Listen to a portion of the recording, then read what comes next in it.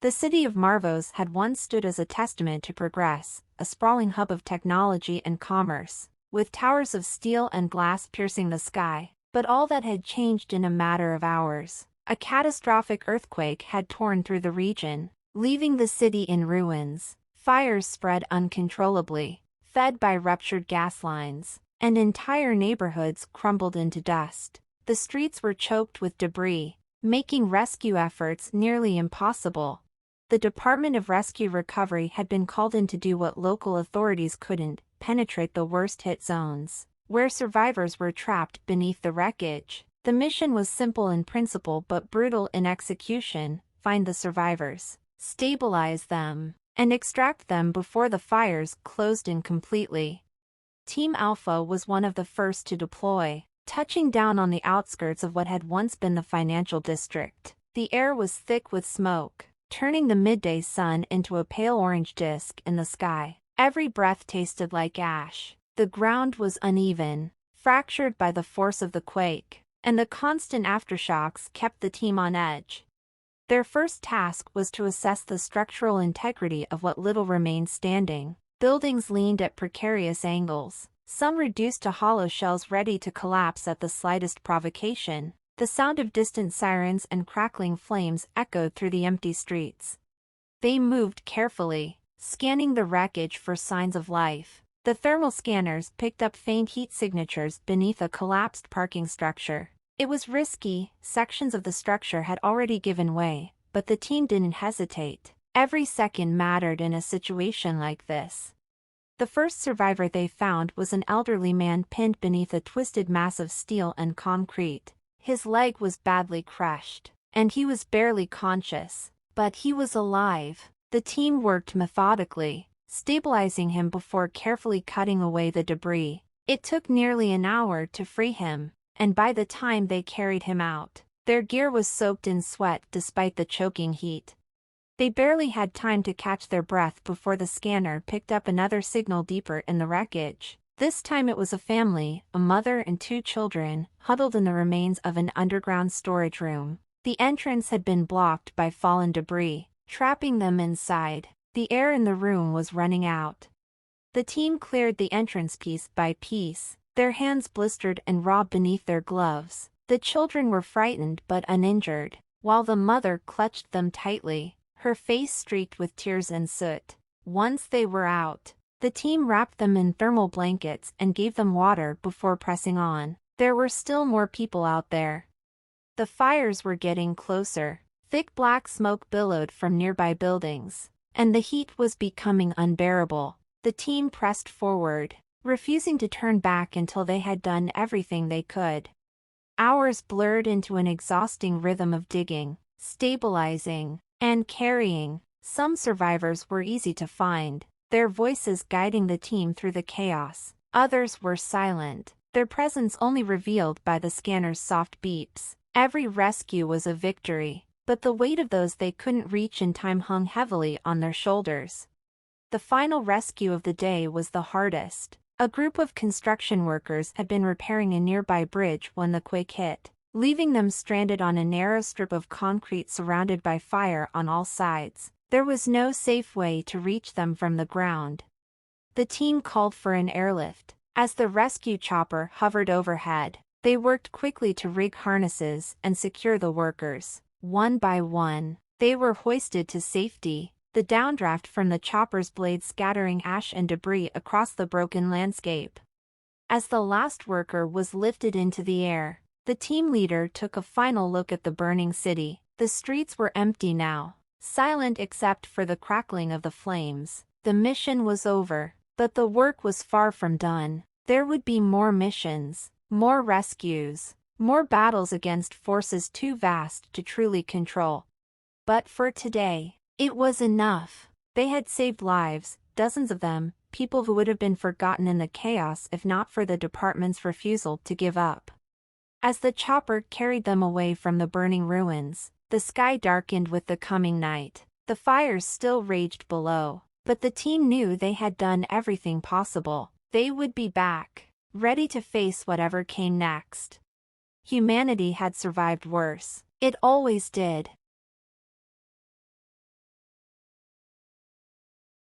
The planet designated as RE135 wasn't the kind of world most would dare to set foot on. It was classified as a death world, a place where the land itself seemed to fight against life, with everything from the volatile weather to the native creatures being a potential threat. Massive storms tore across the plains without warning, and jagged mountains stretched endlessly, riddled with unstable rock slides. Even the rivers flowed fast and cold, swallowing anything that dared cross them. No one came to RE135 willingly. But humans weren't like most species. They had a reputation for surviving the impossible, and when disaster struck, they were the ones who stepped in, no matter how dangerous it was. The Department of Rescue Recovery was proof of that, an organization that sent teams into the most dangerous places in the galaxy to bring back the lost, the stranded, and the forgotten. This mission was no different. A war had broken out on RE135 between two rival factions, an old grudge reignited into full-scale conflict. What started as small skirmishes had spiraled into brutal battles, leaving destruction in their wake. Civilians had been caught in the crossfire, forced to flee into the harsh wilderness with no supplies and no chance of survival on their own. The department's job was simple on paper: find them, bring them back alive. But nothing on RE135 was ever simple. The rescue team had been dropped on the edge of a dense forest that stretched for miles. The air was heavy with humidity, and the ground was thick with mud that clung to their boots, making every step an effort. The trees towered above, their branches tangled together like a woven canopy, blocking out most of the light.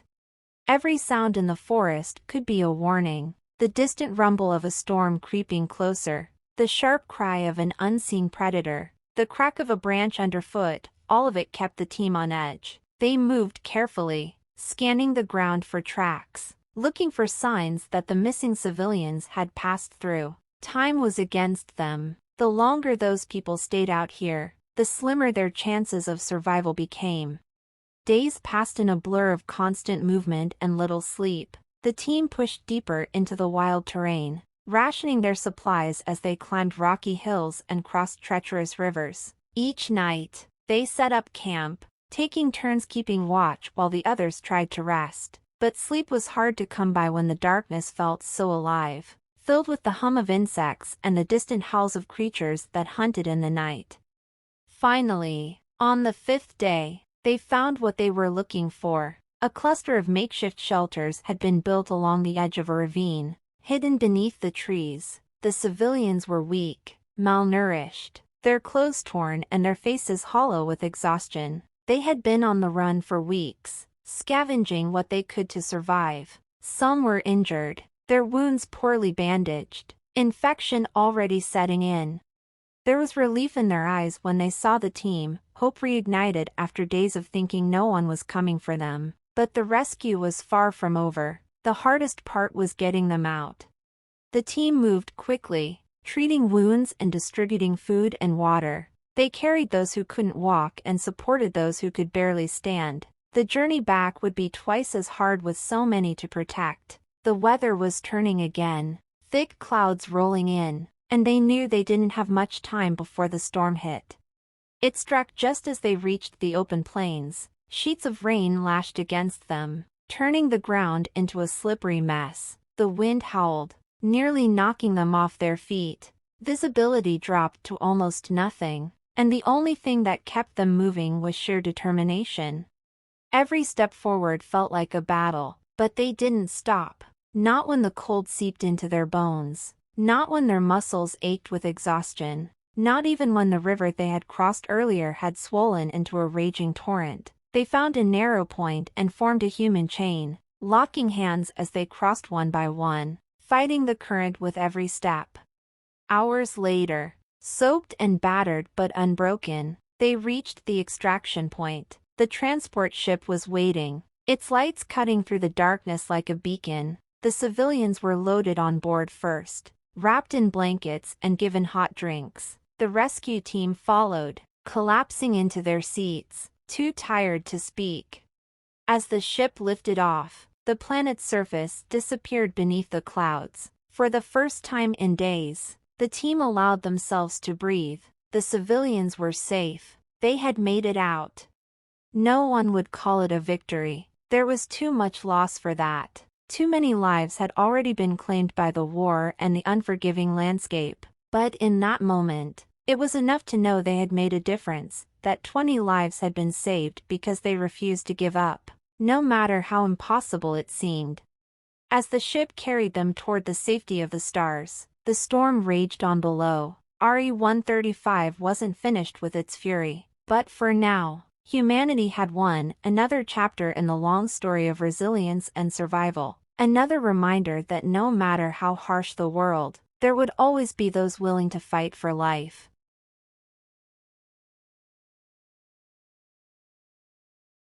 The planet designated as AX-47 was a textbook Deathworld, a place no one would willingly step foot on unless they had no other choice. Dense, toxic jungles covered most of its surface, and the air itself was a cocktail of gases that could eat through unprotected skin in minutes. Violent storms raged across the horizon almost constantly, their electric blue lightning tearing through the sky with an intensity that could blind anyone foolish enough to look directly at it. The ground was treacherous, riddled with sinkholes and hidden fissures that could swallow entire vehicles without warning. And that was before you counted the wildlife. The creatures that roamed AX-47 were nightmares given flesh, massive, razor-clawed beasts that moved with terrifying speed, armored insect swarms that stripped organic matter down to bone in seconds, and serpentine predators that hunted by sensing electrical impulses through the ground. Humanity had classified the planet uninhabitable decades ago, but war had a way of rewriting boundaries. The Department of Rescue Recovery had been called in for an emergency extraction. A forward operations base had gone dark after a sudden escalation in hostilities between rival factions on the planet. Over 100 soldiers and support staff were trapped behind enemy lines, cut off by advancing forces and hostile terrain. There was no time for a full-scale military operation. By the time reinforcements arrived, it would be too late. That's where the department came in, a small, highly trained team tasked with the impossible. Get in, get the survivors, and get out before the planet itself swallowed them whole.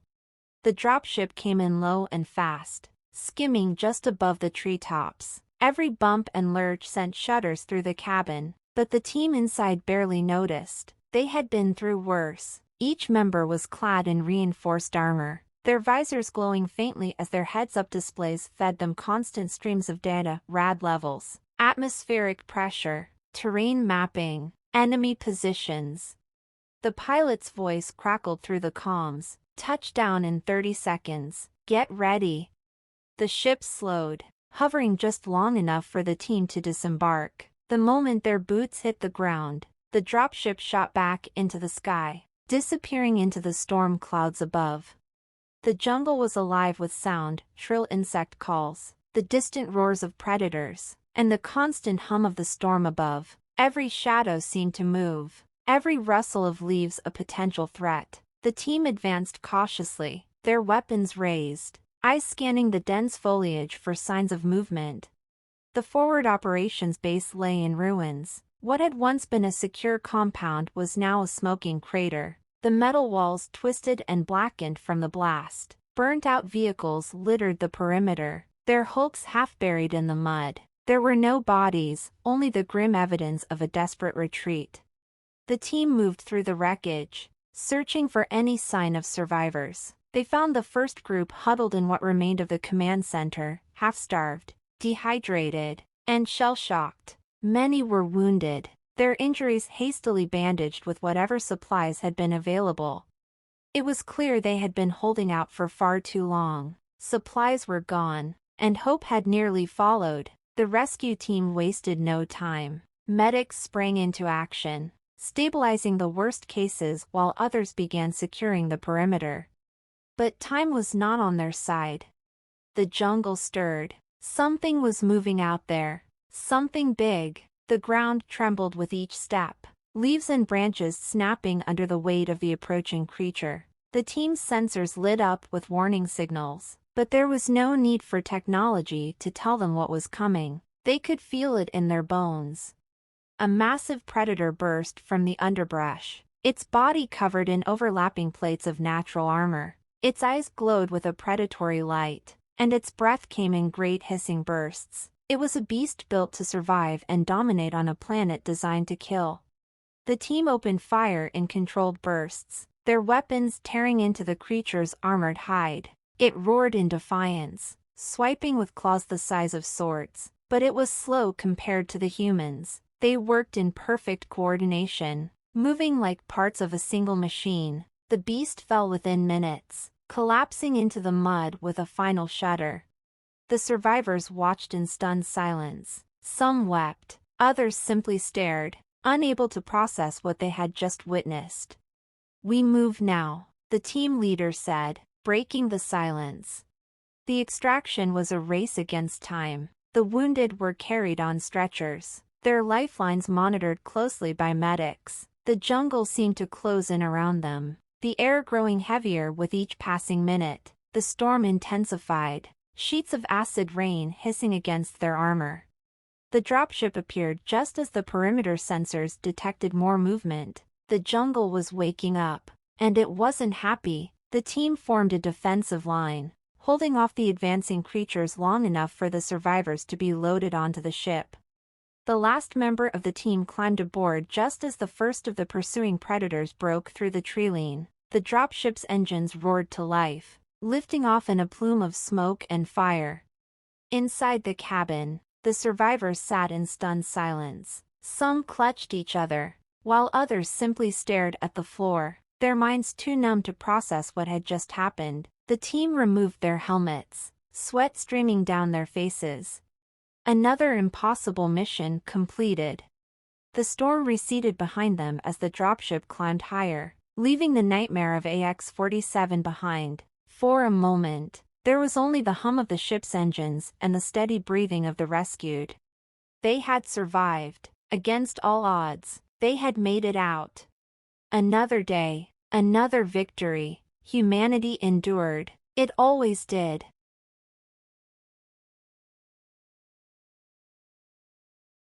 The air was thick with ash and smoke. Every breath stung the lungs, leaving a metallic taste on the tongue. The world known only as RE135 had long since lost any signs of mercy. A death world by every definition. It was a place where the land itself seemed hostile. The skies remained permanently clouded, veiling the dim sun that hung like a pale ghost in the sky. Jagged mountain ranges cut across the horizon, their peaks hidden by toxic fog. Rivers of sludge wound their way through scorched plains, carrying the remnants of destruction, melted metal, fragments of broken machines, and the skeletal remains of creatures that hadn't been able to adapt fast enough.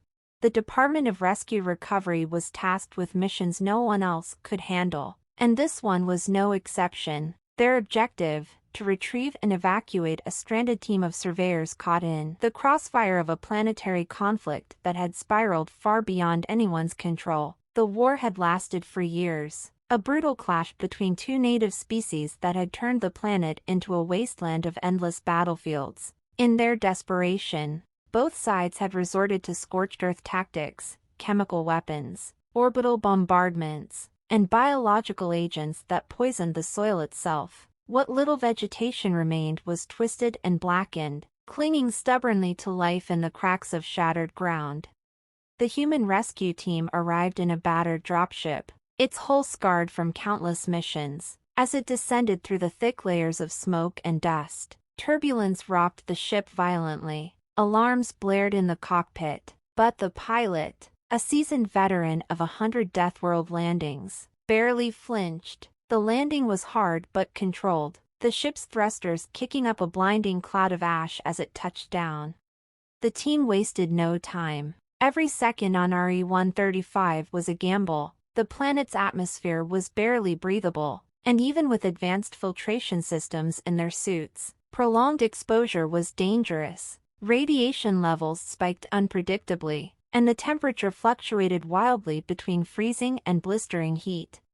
Their destination lay in the ruins of an abandoned city, a skeletal maze of crumbling buildings and twisted metal towers that reached toward the sky like the fingers of a dying giant. Once a thriving metropolis, It had been reduced to rubble in the early days of the war. The streets were filled with the wreckage of armored vehicles and the remains of those who had fought and died there. The rescue team moved in tight formation, their movements efficient and precise. They had done this too many times to count, but the weight of the mission always pressed heavily on their shoulders. Failure wasn't an option. Lives depended on them.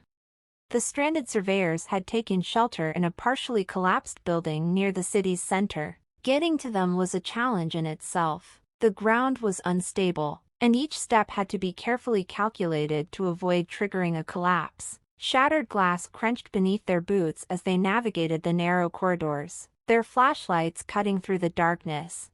The surveyors were alive but barely, exhausted, dehydrated, and suffering from radiation sickness. They had been holding out for days, hoping against hope that someone would come for them. Their relief at seeing the rescue team was palpable, though they were too weak to express it fully. Evacuation was slow and methodical. Each surveyor had to be stabilized before being moved, their weakened bodies unable to handle the strain of a hurried retreat. The team worked in silence, their faces grim beneath their helmets. Outside, the world groaned and shifted, as if protesting their presence. Distant explosions echoed through the city, a reminder that the war was never far away. The return journey was even more perilous. The weather had taken a turn for the worse, with acidic rain beginning to fall in heavy sheets, eating away at exposed surfaces and turning the ground into a slippery, toxic mess. The rescue team pushed on, their suits hissing as they fought to repel the corrosive liquid. Finally, the dropship came into view, a battered beacon of hope in the desolation. The pilot had kept the engines running, ready for a quick departure. One by one, the rescued surveyors were loaded onto the ship, their eyes heavy with exhaustion but alive with the faint spark of survival. As the last member of the rescue team climbed aboard, the dropship's doors sealed shut, locking out the hostile world beyond. The engines roared to life, and the ship lifted off, climbing through the thick clouds and leaving the Deathworld behind. Inside the ship, the air was tense but filled with a quiet sense of triumph. The surveyors lay on stretchers, their breathing shallow but steady. Medics moved among them, administering treatment and offering reassurances. The rescue team sat in silence, their suits streaked with ash and rain, their minds already calculating the next steps. The planet fell away beneath them, shrinking into the void. For a moment, there was only the hum of the engines and the steady rhythm of life returning. They had done what they came to do. The mission was a success. It wouldn't be their last. There were always more calls for help, more lives to save. But for now, they had won. They had beaten the odds on a world that seemed determined to swallow everything whole.